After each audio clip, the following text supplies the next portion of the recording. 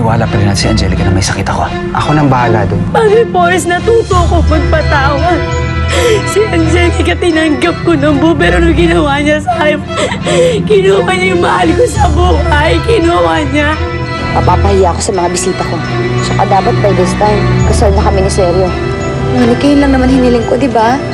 At naman pinagdamot pa sa akin ng tadhana. Hindi na tuloy ang kasal namin. Nakapag-desisyon na ako na hindi na ako maniniwala sa'yo. Ako yung nakikiusap sa'yo. Sabihin mo kay Cruzita kung ano ang totoo. Na kahit kailan hindi na mabubuo ang pamilya natin. Dahil mas pinili mo pakasalan si Angelica. Na siya ang pinili mo makasama habang buhay. Ayoko hindi mo kaya magpaliwanag sa kanya. Paalam ka na. Dati hindi na tayo magiging one happy family. Cruzita, I love you very much. Pero, I have to say sorry. Kasi, hindi mo na kami kakasal ng mami mo. Daddy will fix everything.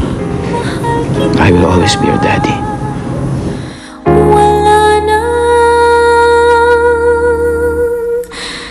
iba.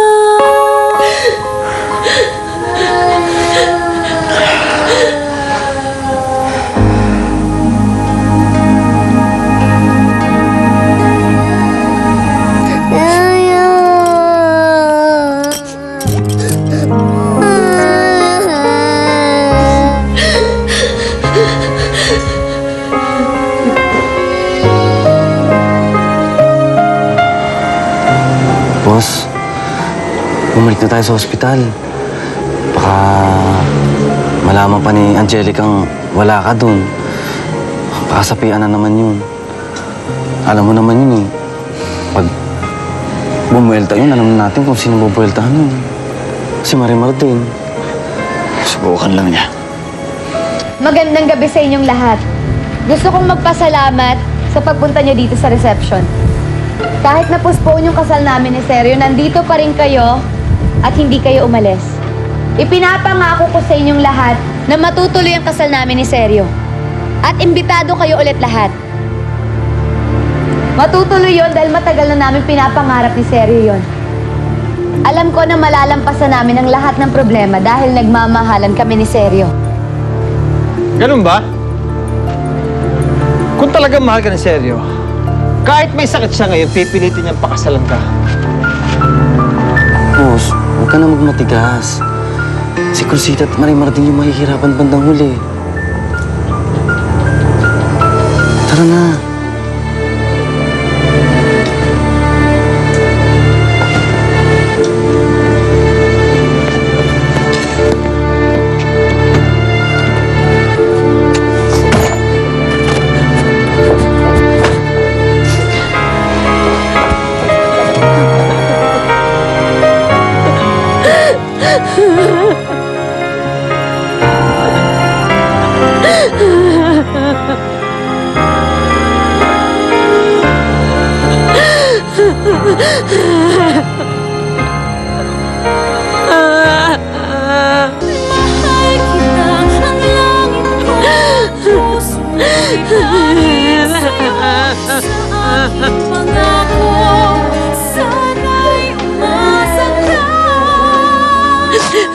Mahal kita, mahal kita.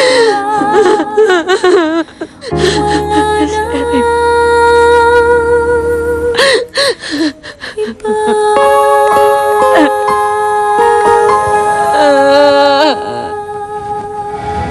Nagkaroon lang siya ng konting karamdaman. Baka naman talagang ayaw ka lang pakasalan ni Seryo. Kawawang Angelica, iniwan sa altar. Baka kasalan ako ni Seryo. Huwag ka nang umasa. Huwag kayong maniwala sa kanya. Pakakasalan ako ni Seryo. Pakakasalan ka? Hindi mo na siya hawak ngayon. Huwag ka nang umasa, Angelica. Pakakasalan ako ni Seryo. Tsaka, lumayas ka nga dito. Hindi ka naman imbitado eh. Ako? Palalayasin mo ako dito sa sarili kong lugar? Sama-sama na tayong lumayas. Umalis na tayong lahat dito. Hayaan nating magdiwang na mag-isa si Senyora Angelica Ilusionada. Totoo yan. Tara na! Pakakasalan ako ni Seryo. Halika na! Hindi maniwala sa kanya. Pakakasalan ako ni Seryo.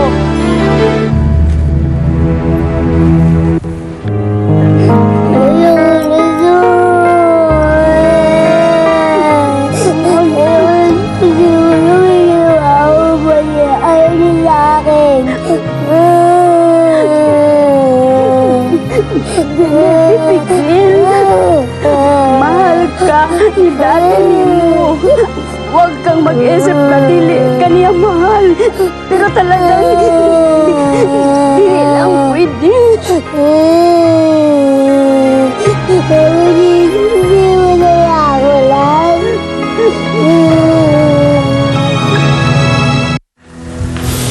Oh, senyor.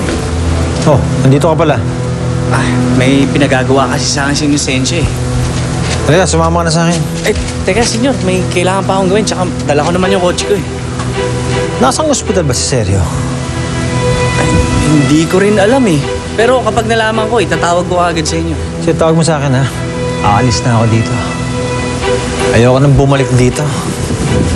Sige.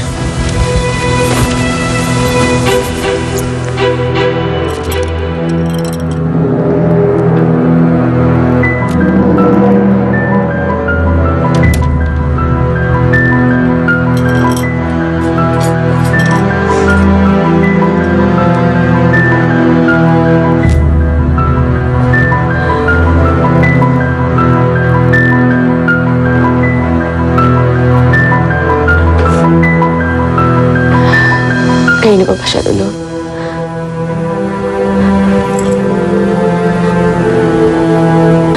Di man ako mapatahan, Inday. Napagod.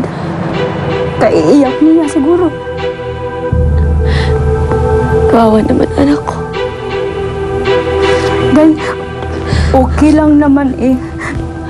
Tama yung gigawa ni mo nga, gipakiusap ni mo ang bata. Kay Sir Sergio. Masakit lang nga makita na sobra talaga siyang nasadi eh. Nadudurog talaga ang hearts ko. Hindi mo ba ako pagsasabihan, Arturo? Dapat, tigilan mo yan sila Marimar. Bossing, malaki ka na. Alam mo na ang tama at mali. Pero nasaktan ko si Cruzita. Maging ako mo. Awang-awa ako sa bata. Baka bata pa niya. Para maparusahan ng ganito. Wala na siyang kinalaman dito. Kasalanan ko ang lahat ng ito eh. Boss, hindi ikaw. Si Angelica ang may kasalanan.